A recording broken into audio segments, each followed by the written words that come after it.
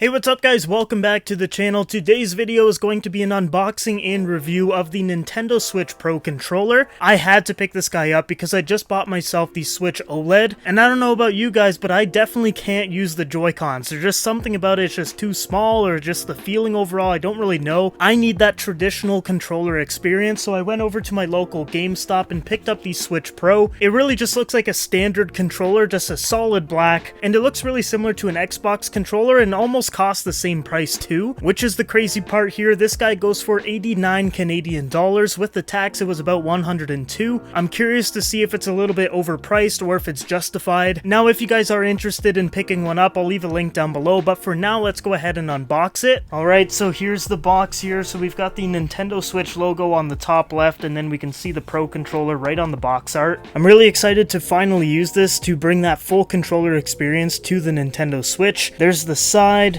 there's the back. So it says here, classic grip style wireless controller that provides an easy to hold extended gameplay experience. And it also looks like inside we get a rechargeable lithium ion battery, which apparently lasts 40 hours on a single charge, which is actually pretty crazy. There's the other side, there's the bottom, there's the top. Now let's open it up. Alright, here we go. Alright, let's take it out of the box here.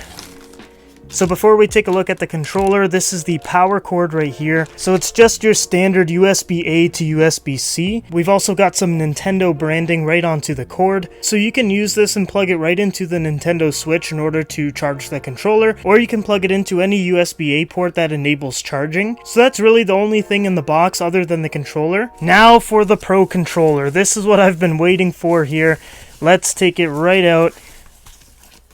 Oh yeah, that looks nice. Just a plain matte black Nintendo Switch logo in the middle. You've got your home button, your share button, the joysticks, the D-pad. You've got your USB-C port on the top, and it's actually got a little sticker to protect it. I just love that the controller is chargeable, unlike the Xbox controllers where you have to use like double or AAA batteries. Chargeable controllers is definitely the move. Then on the back, we've got some more Nintendo branding, and it looks like the case for the actual controller itself is almost see-through, which I do like. Like, you can kind of see some of the tech inside. You've got grips on the sides here, and it feels like your standard console controller, and I definitely like this a lot more than the Joy-Cons. Other than that, it's all pretty standard. Like, you've just got your triggers up here, and it just really feels like a traditional controller, which is exactly what Nintendo set out to do with the Pro controller. 40 hours of battery life on a single charge. This thing looks great. There's really no complaints that I have with it so far. So let's go ahead and set it up with my Nintendo Switch OLED. So I just realized how easy the setup process is. So right here it says that the Pro controller will automatically pair with the Nintendo Switch system when it's turned on and in TV mode and connected with the USB charging cable. So that's actually really simple. So let's go ahead and do that. Alright, so all we gotta do is just plug in the USB cable into the dock here, and then just plug the USB-C right into the controller here, and then you'll see a little light pop on to let you know that the controller is on now. So that's pretty much it for the setup. You just plug the USB cable into the dock, then the USB-C into the Pro controller, then the system automatically knows that it's connected and you're ready to go. Alright guys, so I've been using the controller for a few hours now, and I actually really like it. A lot better than the Joy-Cons. I know some people really like the Joy-Cons, but me personally, I need an actual controller, and this fits the bill. It does everything that it needs to do. I really like the build quality, and the design is pretty good as well. It's not anything special, it's just kind of a standard controller. It honestly just looks like an Xbox controller with a Nintendo Switch logo in the middle, and it feels really similar to an Xbox controller. Just the one thing that this has over the Xbox controller is USB-C type charging. And overall, I gotta say, I really like the Switch Pro controller. It does everything that I wanted it to do, which was allow me to play Nintendo Switch games with a standard type controller versus using this guy, which is the Joy-Cons that came with the console itself onto the controller grip, which makes it somewhat difficult to play games. Like, look at how small the buttons are on here versus on the Pro controller, your D-pad is way bigger and it's actually all connected. And for the buttons on the Switch controller as well, they are way bigger, which makes them a lot easier to click and makes the whole experience playing video games on the Switch a little bit better. So this is the standard way of playing with the Joy-Cons, and this is the Pro controller, and I gotta say the Pro controller is miles ahead of this, in my opinion, of course. The one thing that I don't like about this though is the price. For I think it was like 109 Canadian dollars. This is way overpriced. It doesn't do anything special. It doesn't have haptic feedback. It doesn't really have anything. It is just a controller controller, and that's where I think Nintendo missed the mark a little bit. They could have added some cool pro-like features. Instead, really what's pro about this is the fact that it's a regular controller and that it has USB-C type charging. That's really it. There's nothing over the top that makes this like an amazing controller by any means, but it is one of the best options if you guys are looking for that regular controller experience for your Nintendo Switch. I just think it's a little bit overpriced, and they should have added a couple more features to make it worth it, because for almost the exact same price, I could buy the PS5 DualSense controller, which is amazing. Like, it's literally the best controller I've ever used. Or I could buy the Nintendo Switch Pro controller, which doesn't do anything close to what this guy does, but goes for almost the same price. Like, I don't know how they priced this controller, but I think a fair price would be maybe like 50 or 60 Canadian dollars versus about 102. It's a pretty crazy price jump, and I don't think it should be in that category. I definitely think they should reduce the price by a lot. But yeah, that is the Nintendo Switch Pro controller, guys. Leave a comment down below of what you guys think. If you do want to spend the money, I'll leave a link down below for the Pro controller. Like I've been saying for the whole video, it is definitely overpriced, but if you're someone that's just like, I don't care, just get me the Pro controller, the link is there for you. Other than that, that's pretty much it for the video. If you guys are new to the channel, make sure you like and subscribe. I've got a ton more Nintendo themed videos coming to the channel, so stay tuned for those. And also, if you're someone that enjoys to watch gameplay, I'll leave a link down below to my gaming no commentary channel. It's called Epic Game Clips, and we're almost at 1,000 subscribers, so if you want to subscribe, that would be much appreciated. But yeah, that's it. I'm gonna go ahead and play some Metroid Dread on the Switch right now, using the Pro controller, of course, so I'll leave you guys right here, and I will see you guys in the next video.